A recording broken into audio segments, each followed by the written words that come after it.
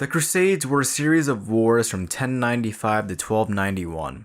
It started as a result of border tensions between the ever-expanding Turkish Empire and the Byzantines. After years of losing ground to the newly founded Islamic Caliphate, the current emperor of that time, Alexios I, requested help from Pope Urban II to battle this threat. Pope Urban II enlisted hundreds of thousands of men to march across Europe and into the Muslim world. After the First Crusade achieved its goal with the capture of Jerusalem in 1099, the invading Christians set up several Latin Christian states, even as Muslims in the region vowed to wage holy war to regain control over the region.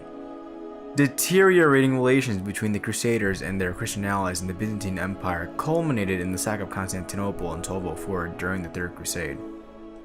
The Muslim world had never been thoroughly explored by the West, and so as Pope Urban's Crusaders marched to the Holy Land, culture and trade commenced, an encounter and exploration of both East and West that led to technological developments, an increase in trade, and revival of culture.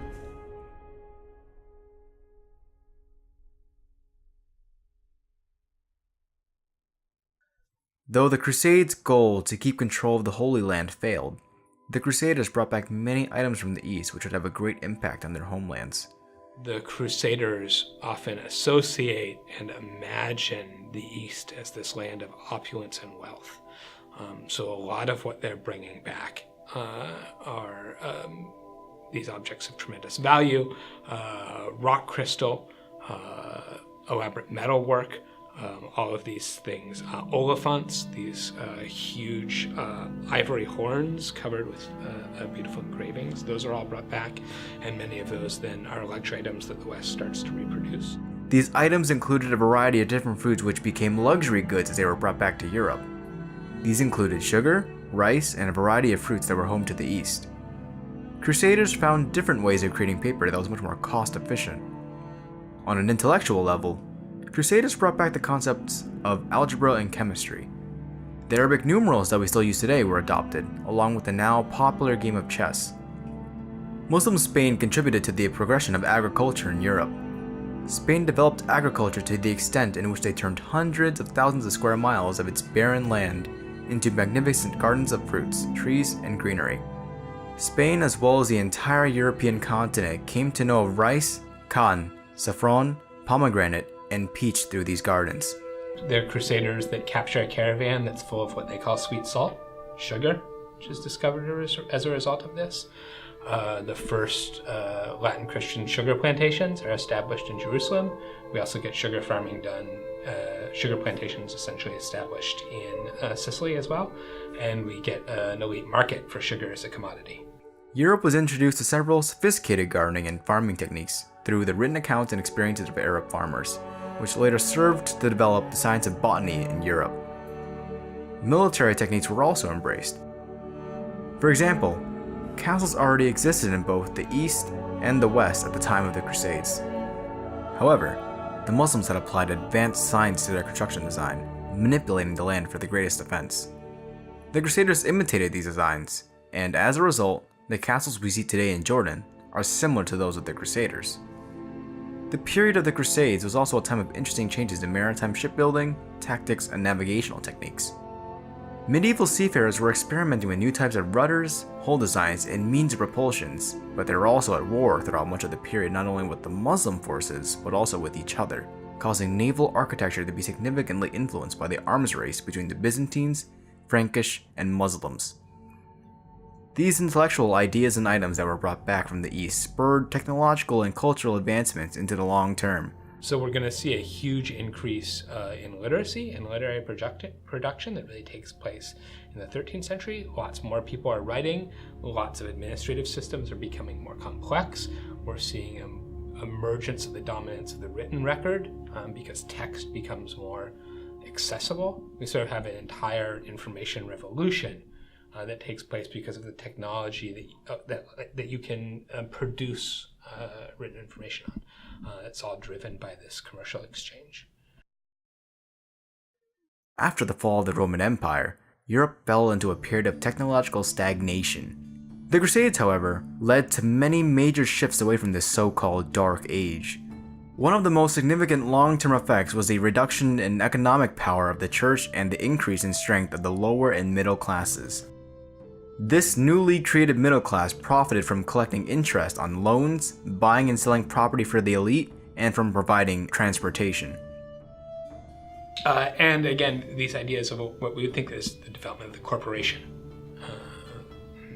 the joint stock company, and then diversifying investment as a form of risk management. All of this are a byproduct then of the commercial ventures that take place in the wake of the Crusades and sort of the opening up of maritime control to these Italian republics.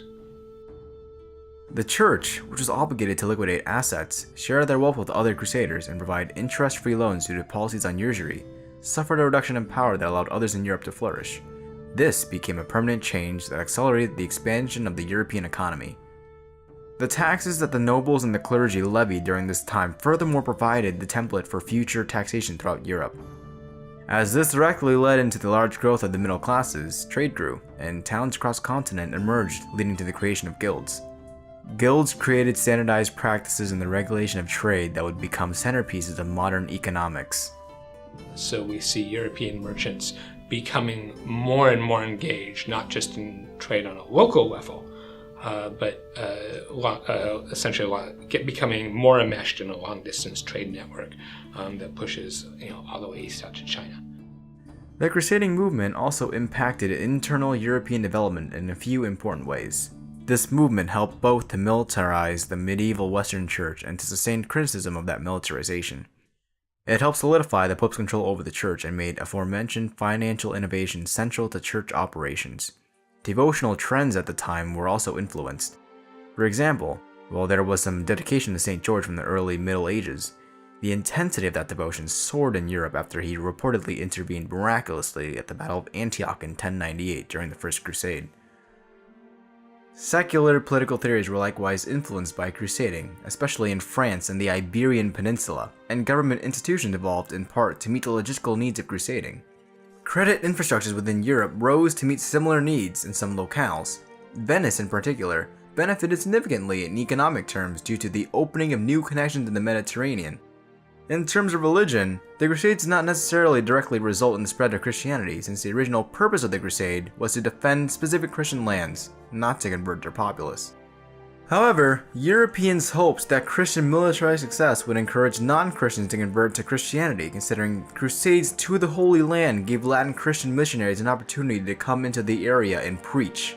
In Spain, the Crusade did not result in mass conversions of Muslims or Jews to Christianity until after the fall of Granada in 1492, when Ferdinand and Isabella instituted a program of forced conversion.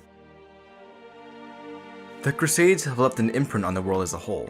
Some writers have portrayed Crusaders as brave and glamorous, yet ignorant and uneducated, at the time depicting Muslims as heroic and intelligent. Others have more wholeheartedly glamorized and embraced crusading. So we get these, mostly, though not exclusively, monastic authors who write about the Crusades and tell us about them, who tend to frame their narratives in highly polemical terms and very religiously charged. And we have a lot of evidence that, not to say that Christians and Muslims always get along or that there's some modern notion of multiculturalism, but we have a lot of evidence that that kind of polemical view towards Muslims isn't necessarily the reality on the ground. These trends in 19th century European culture impacted the Islamic world. Modern crusading histories in the Islamic world began to be written in the 1890s, when the Ottoman Empire was in crisis. After the Ottomans fell, some Arab nationalists interpreted 19th century imperialism as crusading, and thus linked their efforts to end imperial rule with the efforts of Muslims to resist crusading in previous centuries. The changes brought by the Crusades through information and trade would propel both regions into new eras. Knowledge of research of the East gained by the Crusaders through their expeditions greatly stimulated the Latin intellect. It helped awaken the mental activity which resulted in the great intellectual outburst known as the revival of learning and the period of the Renaissance.